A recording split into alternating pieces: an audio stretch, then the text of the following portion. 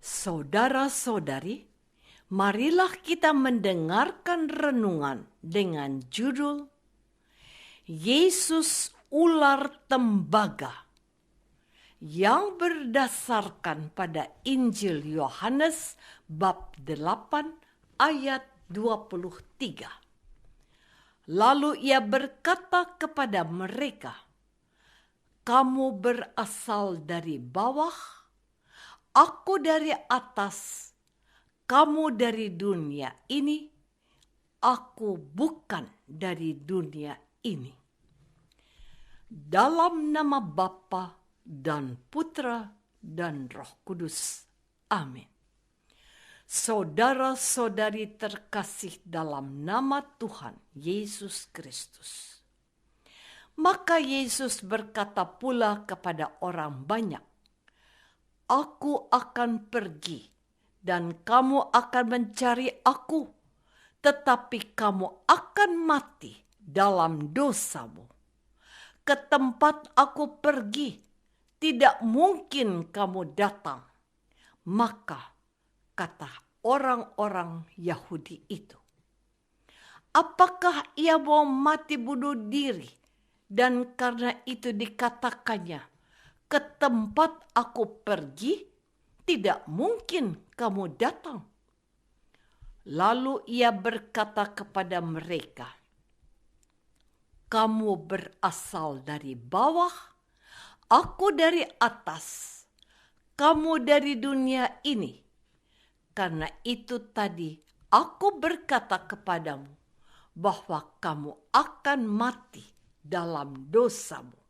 Sebab jikalau kamu tidak percaya bahwa akulah dia, kamu akan mati dalam dosamu." Yohanes bab 8 ayat 21 sampai 24. Orang-orang Yahudi tidak memahami sabda Yesus. Bahkan mereka mengira bahwa Yesus mau bunuh diri.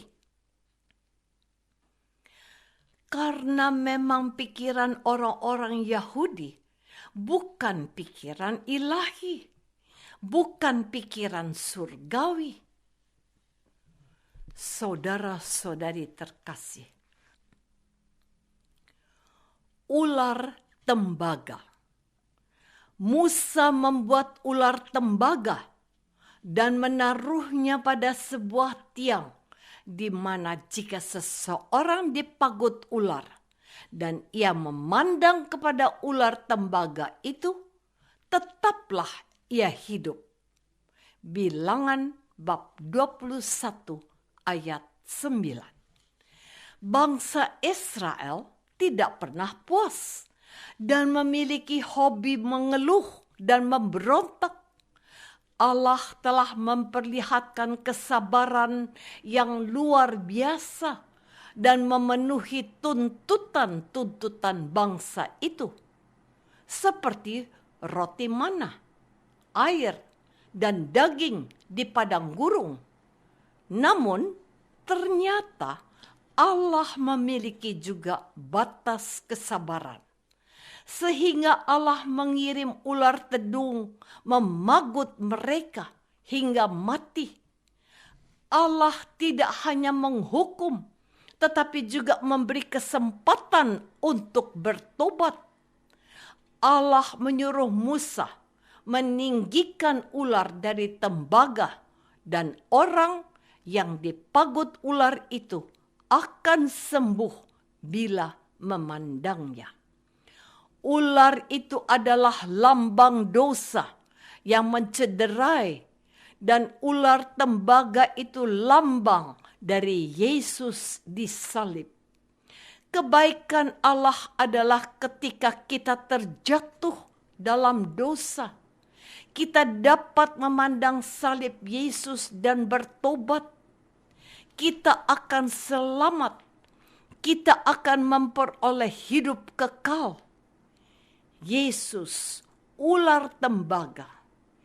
Yesus dari atas, ular tedung berasal dari bawah. berasal dari dunia yang penuh dosa dan kejahatan. Saudara-saudari terkasih, bangsa Israel adalah kelompok manusia yang tidak pernah merasa puas dan memiliki kebiasaan suka mengeluh dan memberontak.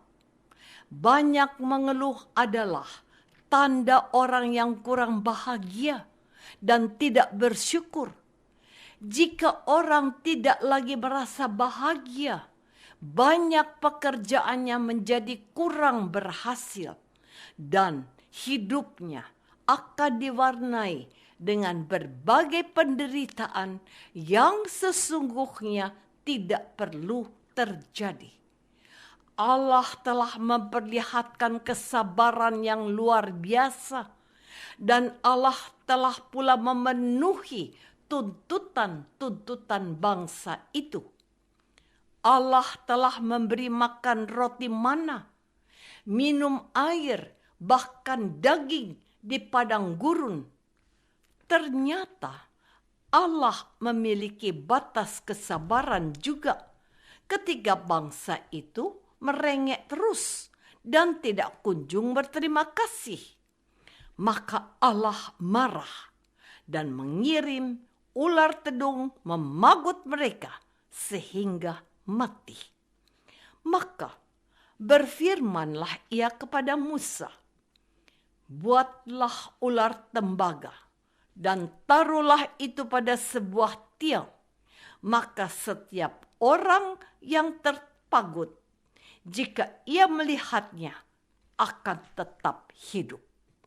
Lalu Musa membuat ular tembaga dan menaruhnya pada sebuah tiang.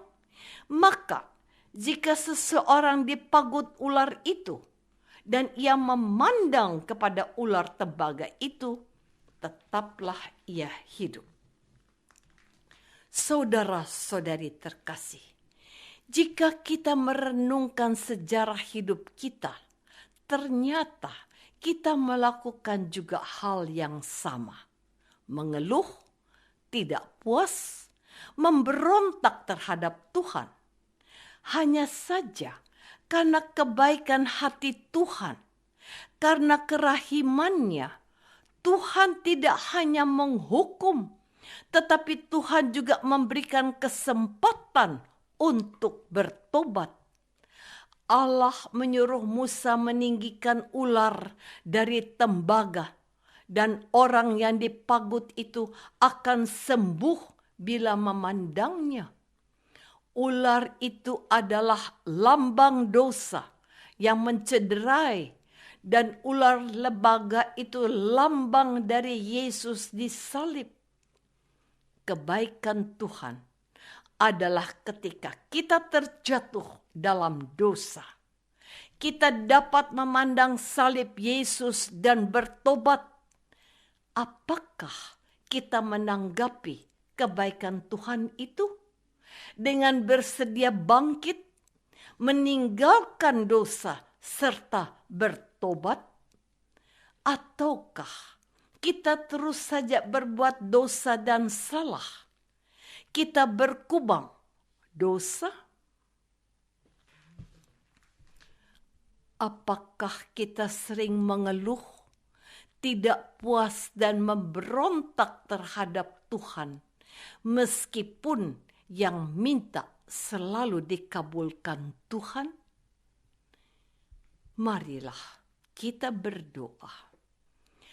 Allah Bapa kami, anugerahkanlah roh-Mu selalu kepada kami, agar kami dengan bijak dapat memahami kehendak-Mu atas hidup kami, baik yang menggembirakan maupun yang menyedihkan, agar kami mampu mensyukurinya dan membangun sikap bertobat, ya Bapa.